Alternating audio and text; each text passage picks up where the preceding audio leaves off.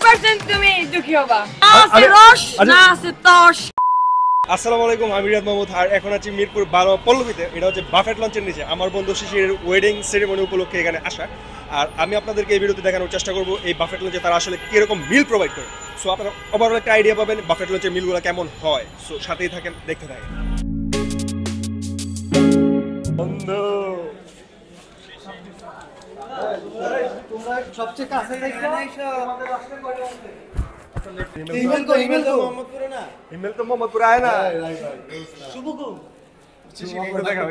জামাইরে দেখতে পাচ্ছি কিন্তু বউরে আমি আরো দেখতে পাচ্ছি না। বউকে আমিও দেখি না, বউকে আমিও দেখি না। বউ কোথায়? আরো 1 ঘন্টা পরে আসবে। আরো 1 ঘন্টা পরে কি বলে? আসো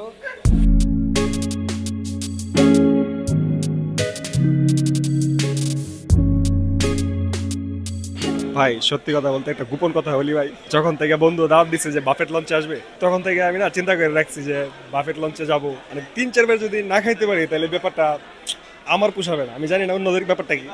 সো আমি আসলেই চেষ্টা করবো 3 থেকে 4 বার খাওয়ার জন্য। আমি দেখি আমি কবে পারি, আজকে সর্বোচ্চ খাওয়ার চেষ্টা করবো, পুষায় দিব টাকা।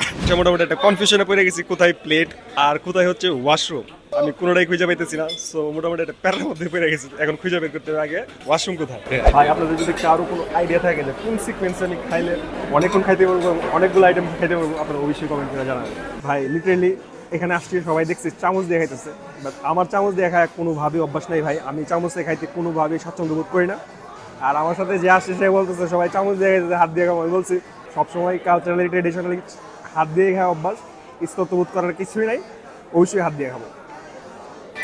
ভাই মূলত আমি অনেক রুলস রেগুলেশন মাই না, অনেক সিকোয়েন্স মাই না খাইছি। তো দেখেন সবার খাওয়া শেষ, আমার এখনো চলতেছে, আমি আরো 1 পাক খাবো ইনশাআল্লাহ। আচ্ছা তোর কাছে আমার একটা কোয়েশ্চেন আছে। কি কোয়েশ্চেনটা হচ্ছে, আমি যদি বিয়ে করি, হ্যাঁ, আমি কি সুখী হব নাকি দুঃখী হব? 100% তুমি দুঃখী হবা। না আছে রস না আছে তস, কিছু নাই। তুই আমারে যে এই কথা বললি তাহলে আমি কেমনে বিয়ে করব বল? ওরে ঢালতে হবে। দেখ ও কি বলে, দেখতো কিন্তু ভদ্রলোক না, ও কি বলে দেখতো কিন্তু ভদ্রলোক না, ও আমার ইজ্জত রাখবে।